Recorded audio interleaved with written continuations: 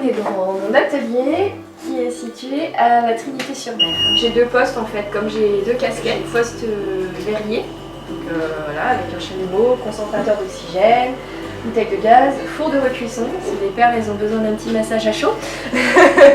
et là c'est le poste de bijoutier, voilà, un bel étau chiné sur le bon coin, mais il faut de la patience. Savoir lâcher prise aussi, mettre une pièce de côté et puis de la reprendre plus tard. En verre, je laisse quand même une part de hasard, parce que par exemple la collection Rago, si on ne fait pas rentrer le hasard en ligne de compte, ça devient triste. Devenue bijoutière après un concours de circonstances. En fait, à la base, j'étais pâtissière et chocolatière. Donc j'ai exercé ce métier, apprentissage compris, pendant 8 ans, jusqu'à ce qu'on me diagnostique une maladie professionnelle.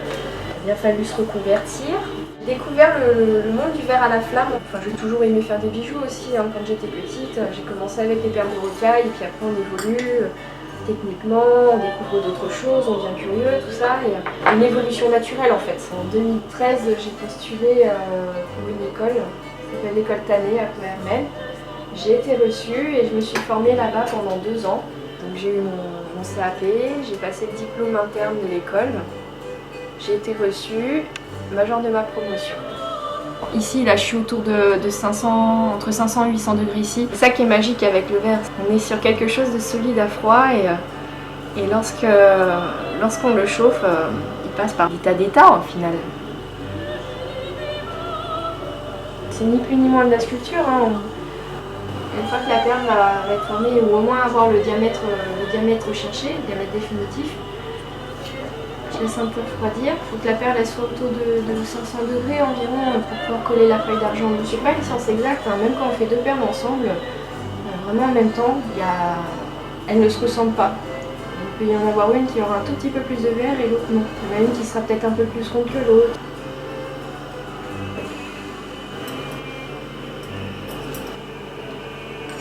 À l'issue de la formation du CAP par les techniques de la bijouterie joaillerie, j'ai fait une formation de 4 mois de créateur repreneur d'entreprise. Ça a toujours été quelque chose qui me tenait à cœur. On aborde tous les aspects du marketing, de la communication et tout. C'est assez capricieux en fait. Il y a des verres qui vont casser facilement et d'autres pas du tout.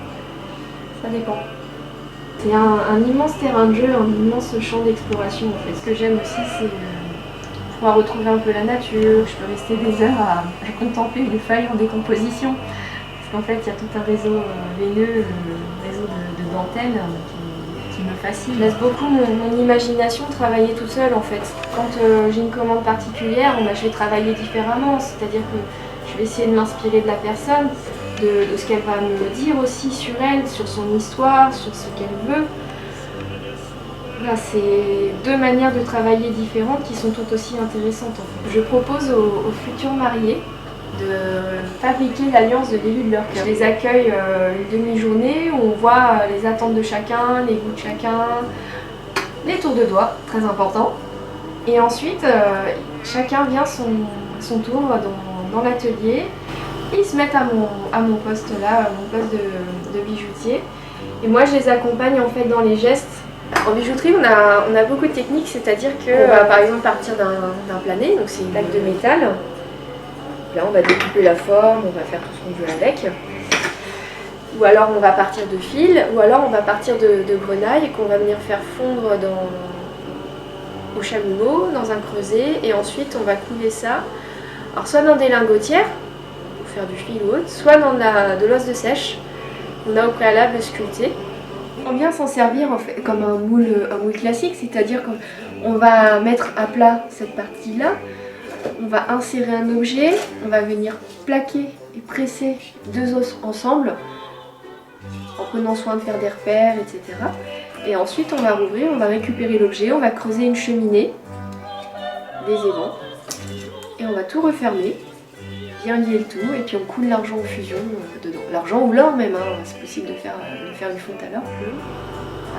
Ouais, c'est une et au four, en fait, il sert à recuire les pièces en verre, parce que si on laisse refroidir à température ambiante, le verre, il conduit très mal la chaleur, c'est-à-dire qu'en fait, l'extérieur va refroidir beaucoup plus vite que le cœur et ça va créer des tensions. Et comme ça assure au verre d'être un peu plus solide. Ça sera aussi solide que les billes avec lesquelles on jouait quand on était enfant. C'est le même principe. J'aime bien les choses qui durent en fait. Voilà, le but c'est que quand les gens achètent un bijou, pleinement satisfaction de leur bijou, qu'ils puissent le montrer, qu'ils puissent se sentir beau avec, tout simplement. On pose aussi des stages de fabrication, enfin d'initiation en tout cas au verre à la flamme, cette belle matière, et des stages de fabrication de bijoux en métal qui motivent le fait de faire découvrir mon métier, de partager et pourquoi pas le transmettre aussi. Dans la nature, ce qui me plaît énormément, c'est le monde végétal, les fleurs, les feuilles, voilà, toutes ces choses-là, les écorces aussi. Toutes les textures, c'est ça. Quand on observe en fait, par exemple une fleur d'hortensia, on va voir tout le système veineux et tout qu'on retrouve après dans ma collection Hortense. On voit tout le système veineux, tout ça, quand on prend vraiment le temps d'observer.